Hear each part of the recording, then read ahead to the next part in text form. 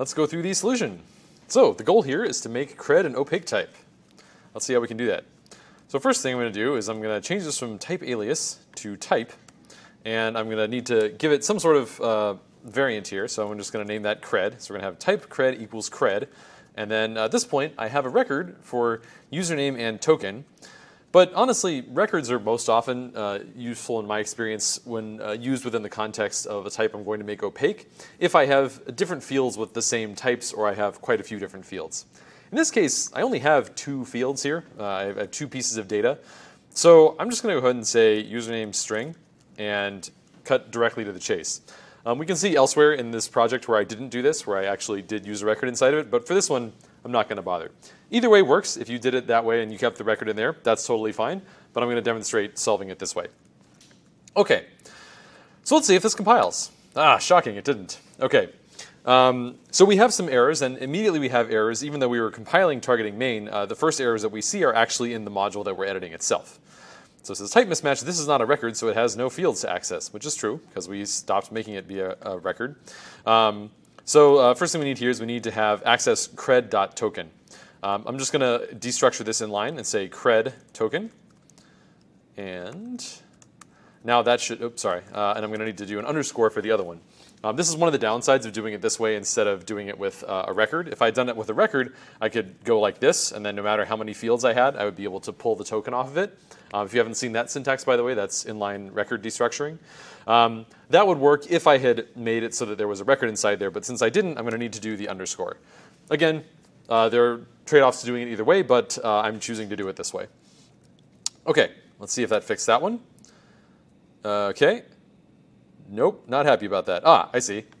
Because token is the other field. So this is one of the downsides to doing this is you can potentially mix those up. Fortunately, if you do mix it up, the compiler will tell you as long as they have different types, which I only do this because these are different types. If those are both strings, I absolutely would give them names because otherwise I might make the mistake that I just made. Okay, looking up here, we have encode.string, cred.token. So once again, we want to get cred underscore token and, oops, token. Okay. So now we're done solving the, resolving the type errors within this module. We're on to the next module, which is viewer. Okay, so it's got the same concern here, which is that info.cred.username does not exist because cred is now an opaque type. So since it's not a record anymore, I can't say .username directly. But what I can do is I can expose something called username, like a function called username, which exposes that directly. Now, that's something that is totally fine to expose. The whole point of this was to make it so that they can't see the token, but it's okay if we expose the username. So the way we're going to do that is I'm just going to add something here that says info. This is usually where I will put something that's sort of the read-only section, stuff that I'm choosing to expose that does not actually result in a new cred value being exposed for the particular opaque type. That's what I usually tend to mean by that heading. So I'm going to call it username. I'm going to say username takes a cred and returns a string. So cred equals, and at this point, since cred is a custom type, I'm actually going to want to destructure it inline and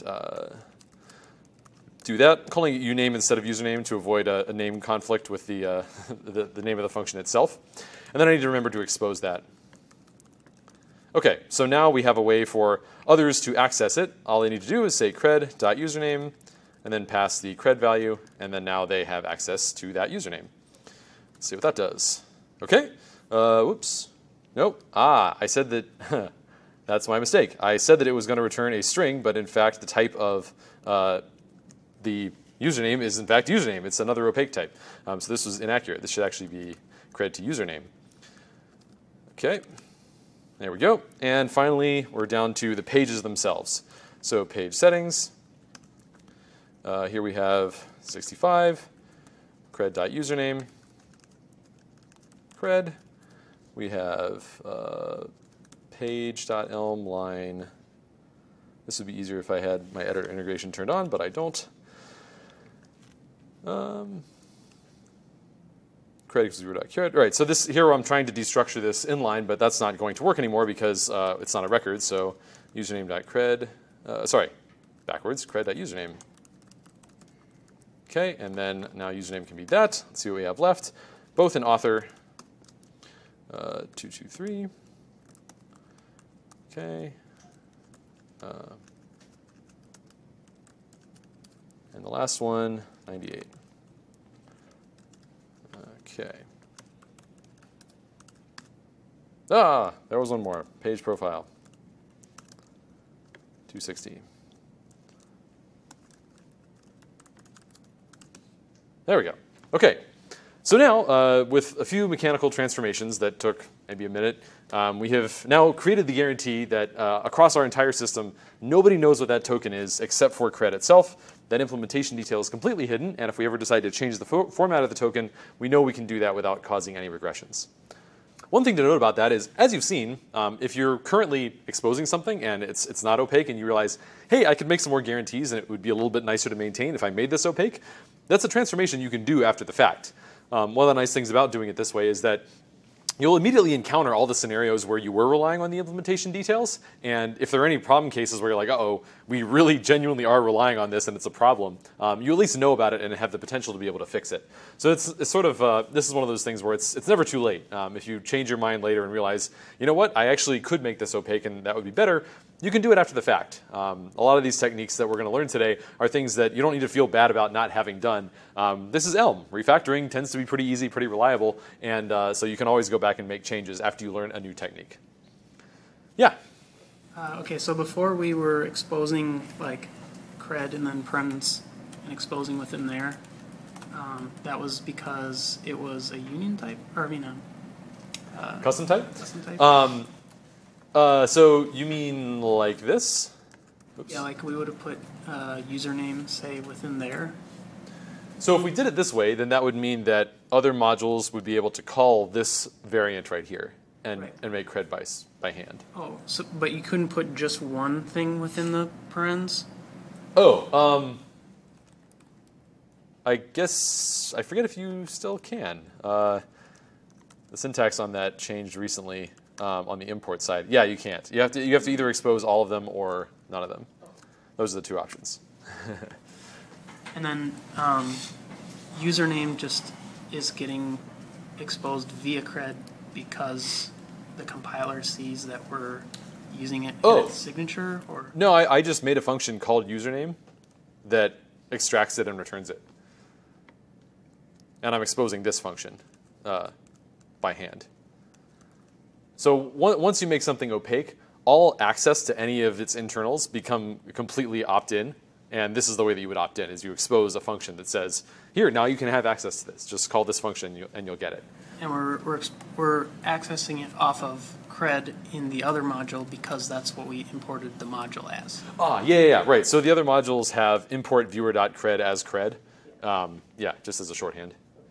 Yeah, good question. Worth noting, by the way, that when I used to be a Java programmer, we had these things called getters and setters, which kind of resembled this, where you would just do this all the time for everything, and you'd also expose a function that would modify it, which defeats the entire purpose of all of this. So I would highly recommend against doing that, but rather think about in terms of like, okay, what are the things that what's the minimal set of things that I can expose to make my program work, and how can I selectively expose them like one at a time on an as-needed basis, and not just be like, oh, well, I'm going to make it technically hidden, but then I'll just expose all of it using functions. That's just a bunch of extra work for no benefit. Yeah? So it feels kind of like implicit that in the type of CRED, string represents a token. Would it be like, could we make a type for a token? Yeah, absolutely.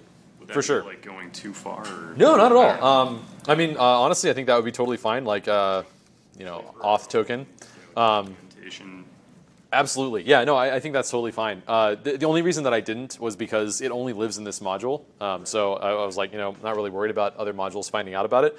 But yeah, I think that's totally fine. I mean, I could see doing even something like type alias token. If it's just going to be for this module, I could do it that way. Or I could even see as far as just saying, yeah, you know what? I'm just gonna straight up do it that way. You could even give it its own module and make it so that CRED is the only consumer of that module.